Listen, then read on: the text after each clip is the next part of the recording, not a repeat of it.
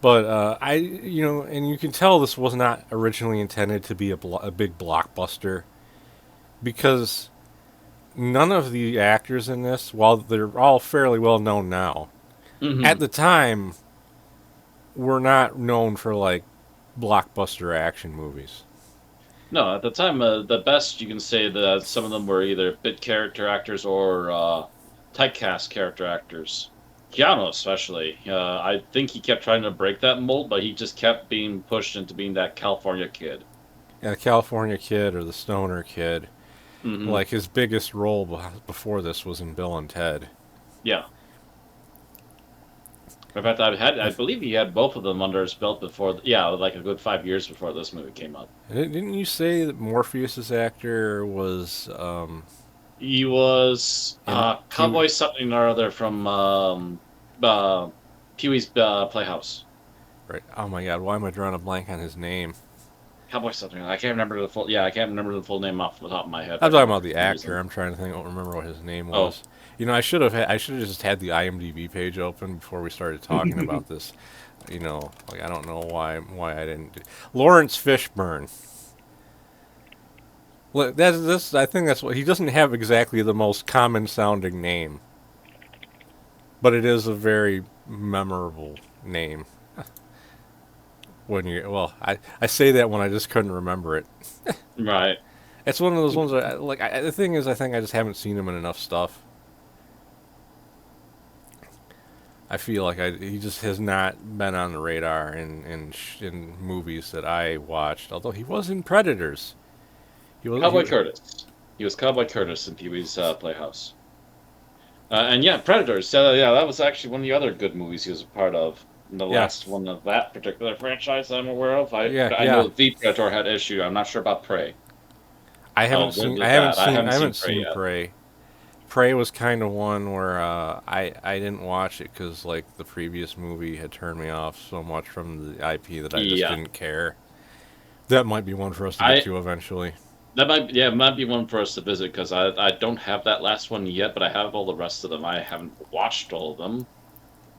So the last two in the franchise I haven't seen yet because I just heard that last one was so bad, but I bought it up for like $2 at a flea market or something. Well, it was Trinity's actress, Carrie Ann Moss. Was she in anything big before being in The Matrix? I can look her up real quick here. I can't because I maybe she just wasn't in our type of movies because I don't remember her. Yeah, I'm looking at this list and I don't recognize any of these names. Yeah, because it could be just that she is like part of a bunch of like romantic movies or something. Maybe got to that point. I think she probably was in like a lot of TV shows, Well, maybe TV shows too, and just particularly not our kind of not our show. kind of stuff. There we go. Filmography. I know I've Stuff. seen her in plenty of stuff since The Matrix, but like The Matrix was the first movie of variety that I was interested in that she actually showed up in. I don't know. These kind of sound like they might have been action films. Maybe they're just kind of under the radar action films. Possibly. But yeah, She had a handful of them before then, so yeah. the main point was that they really hadn't. Most of the actors in this movie didn't really have like a big repertoire going on, except for I think Hugo Weaving. Ooh, she was in Forever Night for an episode. Nice. Yeah, He, Hugo Weaving's also another one of those that were around for a while. Hmm? yeah, he's almost kind of what you'd call a Shakespearean actor. Yeah, kind of got those old school credentials. Yeah. Ironically, he was in this and Lord of the Rings, while Lord of the Rings was another movie that I think really made a lot of actors Oh yeah. that who previously hadn't really had like massive roles. At least not in a while for sure. Um, But yeah, so Sam Wise, his actor was one of the Goonies. oh Elijah god, Wood would have random stuff here and there, and even had a movie with Macaulay Culkin at one point in the '90s. But yeah, he didn't really take off again until The Lord of the Rings. yeah. So obviously, the point I was trying to make is that this movie was not like intended to be the big cultural phenomenon that it became originally when they made it. Yeah. And I think certain things about it like that are very obvious because of just the way the story plays out. Like, you know, this was meant to be a one-off. Hmm. Like the way at the very end when Smith gets destroyed, he wasn't intended to magically come back in a sequel when they originally wrote that ending. And the same with Neo flying off. That was obviously intended for them to break the rules of the Matrix and everyone to suddenly reject the Matrix and free every human that wants out. Yeah. But as I said when we were watching it, it's like you can't end on a shot like that and not expect people to want a sequel. You show a guy flying, they want to actually see him fly more than just right before the credits roll. Hmm. So I think if there was intended to be a one-off, that was a mistake. Yeah.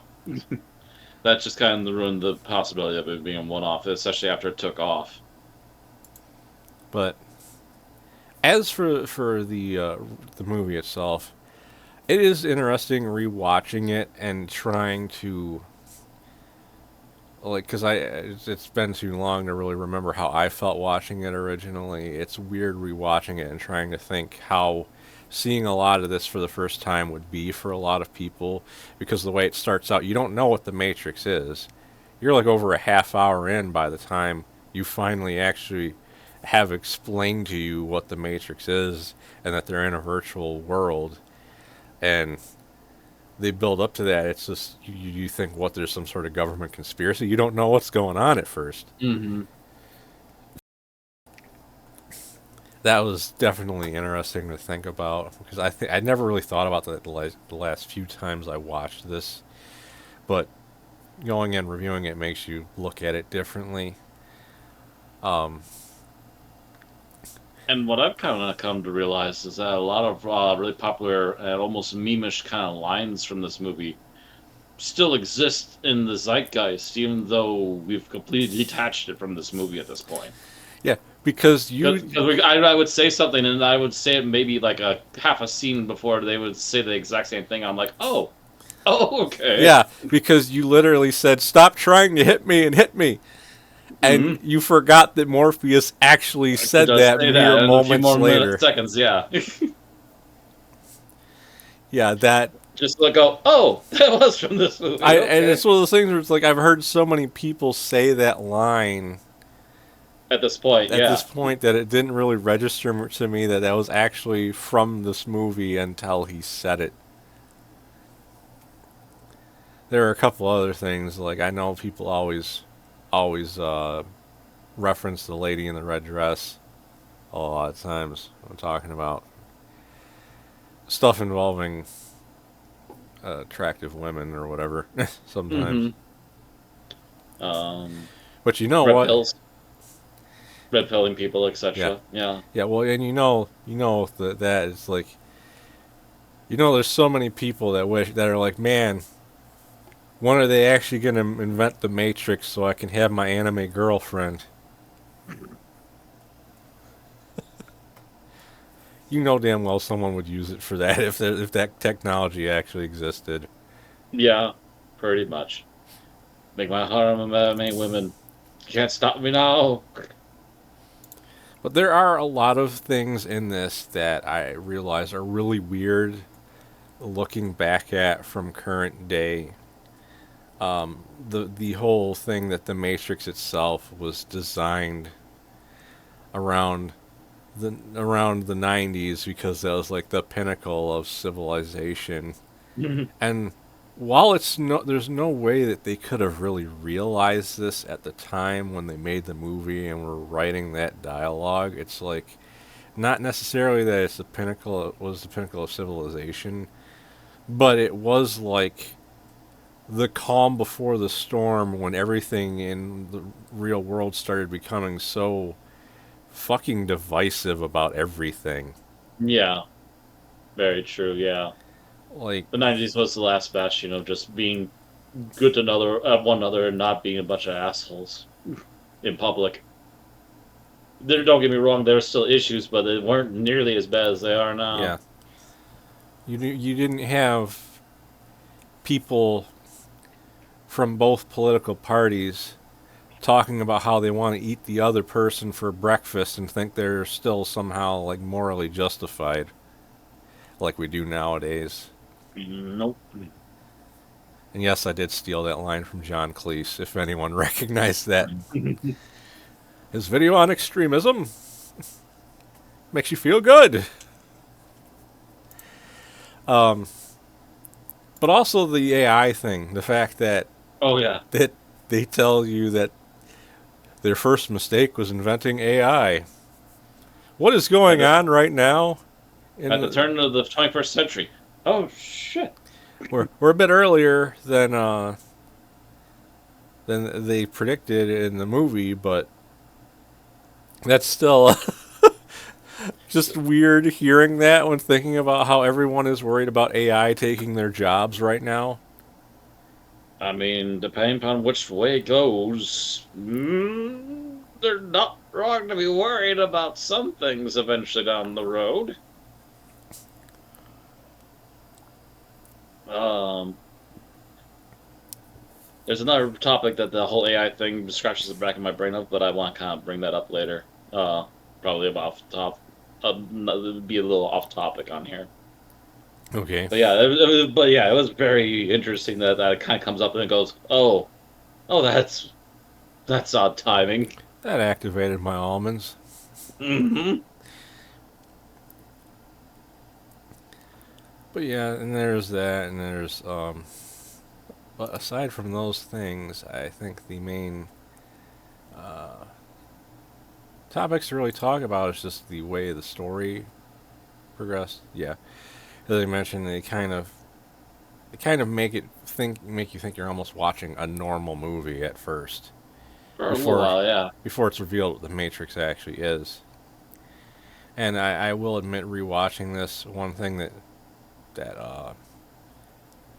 kind of irks me, that will re-irk me when we get to the Matrix 4, is they do spend a lot of the movie world building, Mm, which I think is another reason they probably really felt they needed to make a sequel, because like a good chunk of the movie was world building rather than actual things happening for the most part.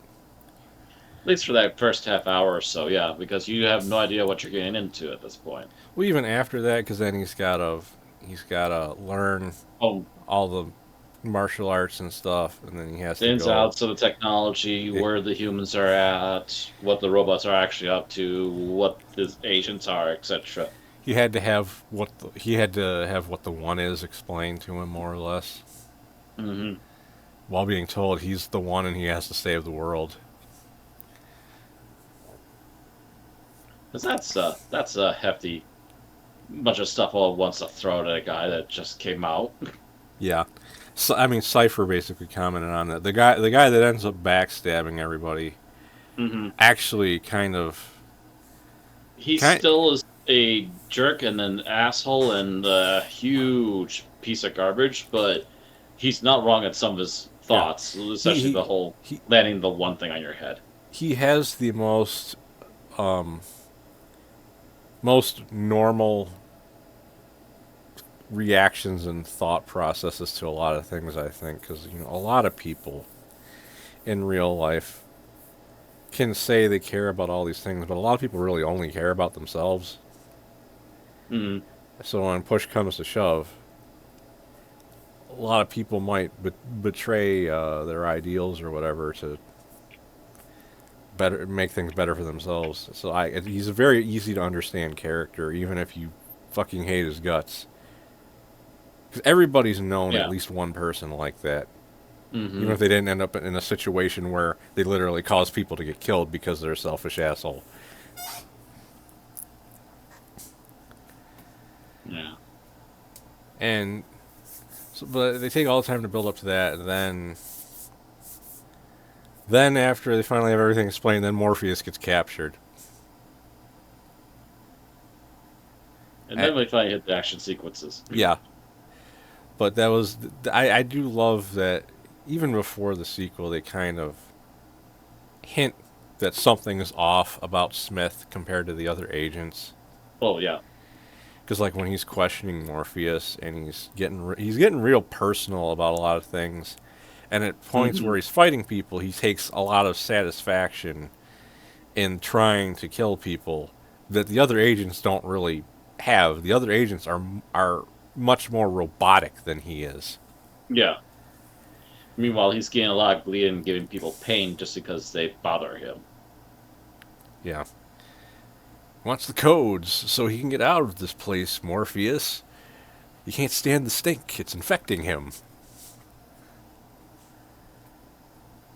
It was interesting rewatching some of this stuff, and I guess there's not a whole lot to say because it's easier to tear apart a bad movie. Oh yeah, Then it, you could spend forever just taking a bad movie, big segment by big segment, and rip it apart. and while this is a good movie, it's also not one where it's like massively good for me specifically, so it's hard for me to think of a lot of things to praise about it. Although one thing I can praise about this a lot is the sound design. Not including Oh, some of the audio balance because they have the that audio weird balance issue. can change wildly Yeah, from scene to scene, which was an issue in the '90s, as I recall. To be it's fair. even an issue with newer stuff. Like Mm. it drives me nuts when I'm watching something. You get to a scene, and because they're not talking loudly in the scene, you can't understand what the hell they're saying unless you turn the volume up. And I've heard part of the problem for that, that causes that, is that the audio in every single TV show and movie that's produced for home TV is designed with the expectation that you're using a surround sound system. Well, that can grow rotten. Yeah. Hell, who Well, has the space for that? but the thing is, if you think about it, the people making this stuff, that live out in Hollywood, California, that are loaded with money, all probably have surround sound systems. So they're not just using the speakers on a regular TV and going, "Man, I can't understand what they're saying."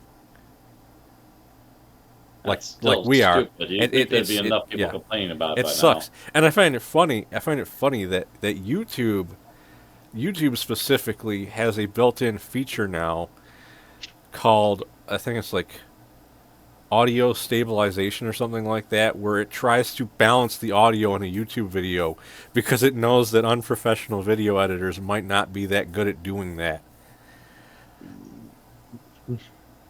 And so Go it's something figure. you can toggle off, but I've noticed it on some videos recently where it's automatically toggled on, and I'm like, well, I don't see any reason to turn that off and potentially have the audio sound worse.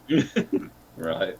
But aside from that issue, the soundtrack in this movie and A lot of bangers. are a lot of bangers. Even the original music that's designed just for this, that ended up Hmm. having a very iconic feel that continued in the sequels.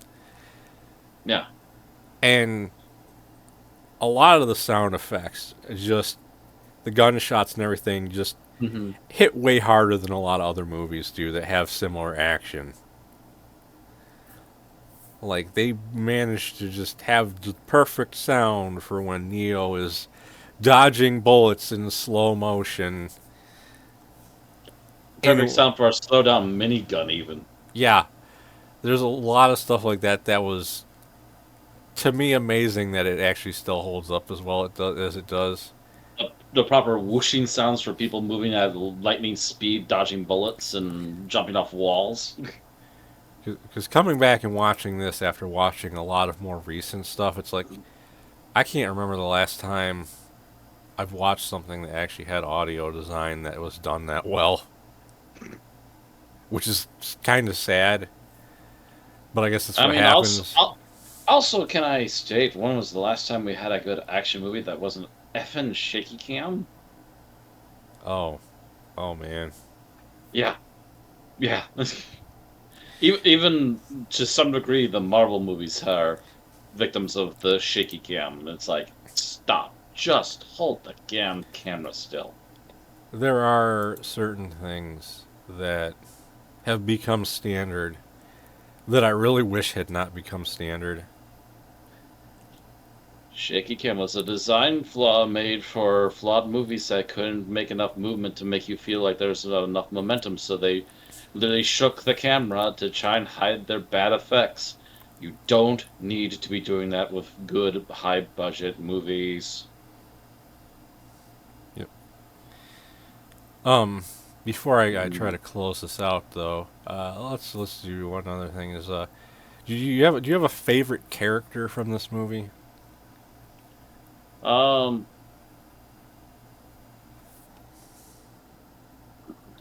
I'm honestly, I kind of liked Tank. Tank. Oh, okay. Yeah, the operator. Yeah. Yeah, he was always a standout, like really good guy, and they almost tried to kill him at one point, which does kind of make you go, "No!" Legitimately, even though we don't get to see him do much outside of help train Neo. But then you know And why then, his brother actually died because he didn't have as much dialogue. yeah, because he didn't have as much dialogue, so he didn't feel as much for his brother Bodozer, so the Bodozer gets Bodozed over. Sorry, but you were trying to say something else. But yeah, they just for whatever reason, even though he didn't even get much dialogue, he's still a very genuinely likable character that you kind of get attached to, despite just like not having that much screen time. He's a very dedicated and hopeful person that I think Hmm. adds optimism to the movie that isn't really there otherwise. Because he's one of the few people you see smile in the goddamn movie. Right, one of the few people that's actually smiling at least the good part of the time he's on there. Me personally, this probably is not going to surprise you, given that I tend to like villain characters a lot. Agent Smith is my favorite character in not just this movie, but the whole series. Like that's, I think that's part of the reason I don't hate the sequels as much as everyone else does. I'm a But monkey, Mr. Anderson. One of those parody videos. and part of it is just the visual design of the agents, even though they're essentially just Secret Service members as far as the way they look. Hmm. Just But it's still an iconic look the though. the look and the presence that they hold Hmm. is very memorable, and the fact that unlike the others, Smith actually has a personality kind of makes him stick out Yeah, as the most interesting one of them because the other two I they just give each other stiff looks and then run I away. can't remember what any of them said other than the one saying what were you doing when they walk in while he was questioning Morpheus. And he doesn't know. Yeah. Otherwise, the rest of it's been like technical babble. They don't really do anything other than get right to the point. I do think it is funny though that with the agents they tell you how unstoppable they are. Then on the first mission where they actually try to fight them, they actually take out several of them Mm. because Trinity gets the one with a point blank headshot, and then the chain gun takes out all the ones while they're guarding Morpheus. They obviously just transfer to new bodies, but But yeah, they managed to get the whole three of them in that room. Yeah. but the way they described them before this, it's like that was that was unimaginable. It was inconceivable that that could happen. Not using a fast enough gun. Yeah, I guess if it's a rapid fire gun, it doesn't matter how fast you are, you can't dodge all of the bullets. Yeah. But I will say, aside from that, the one thing, another was about this that I think was kind of showing that this was supposed to be a one-off originally is there was obviously a bit of like a hidden message in this originally that just kind of evaporates into the ether in the sequels. Was there's kind of a very anti-authoritarian message here that I believe was intended to have some sort of like meaning to like real world stuff that just isn't relevant once the sequel rolls around. Mm.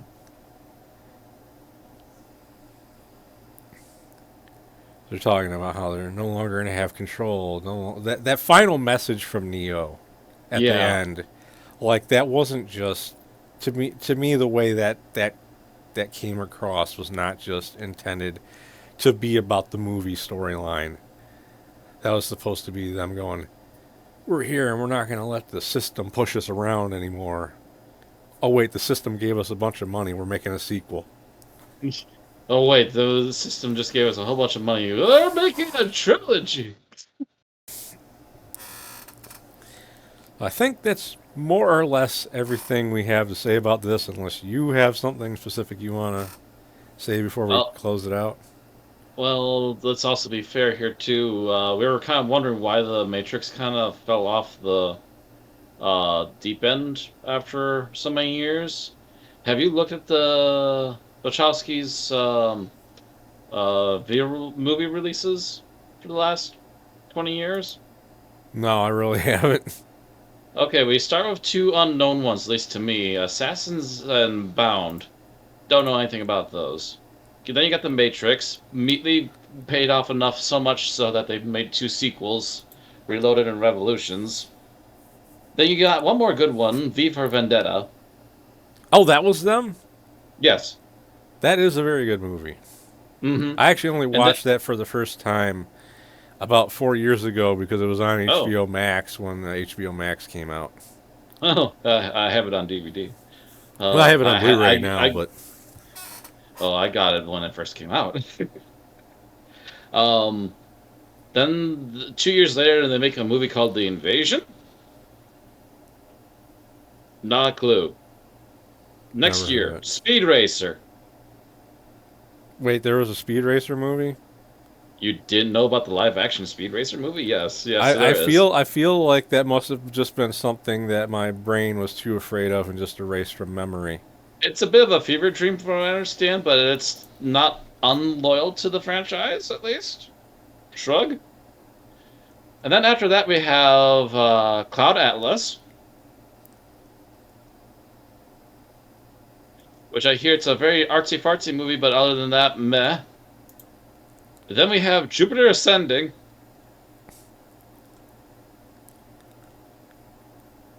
which I believe was kind of like a knockoff of the whole tweens Twilight scene at the time, just 2015.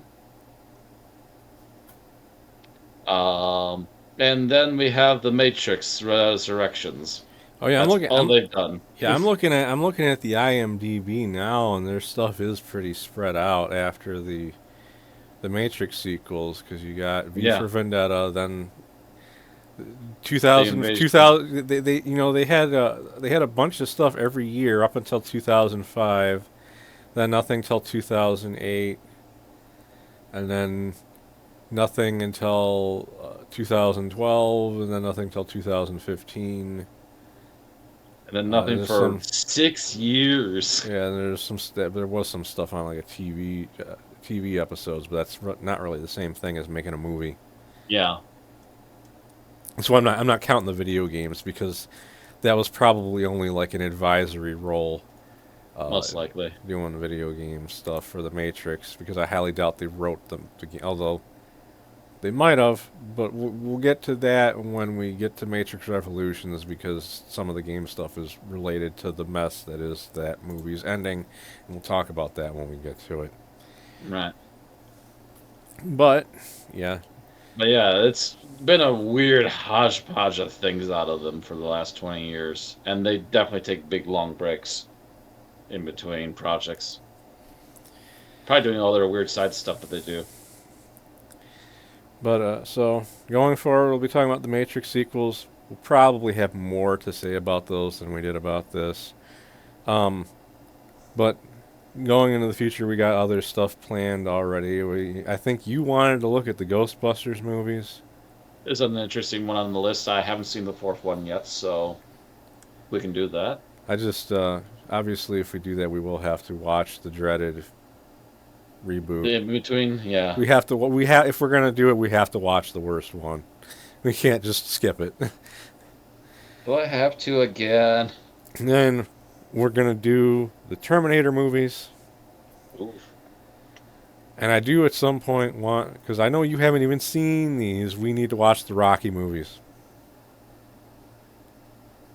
Yeah, I have not seen any of those in complete on their own. They're, Yeah, now, granted, they're pretty good to where there's only one that is completely horrible, and it's like Rocky Five is like literally so bad that like Sylvester Stallone, I don't even think Stallone kind of disowns it. he Yeah, he doesn't even reference it in the other movies that came after it.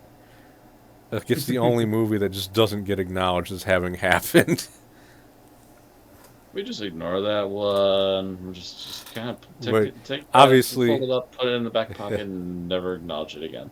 we'll get to why it's so bad whenever we actually talk about those. Mm-hmm. But that's more or less it. We're going to do more of Alrighty. these in the future. So, thank you for watching, everybody. Have a good one. See y'all later.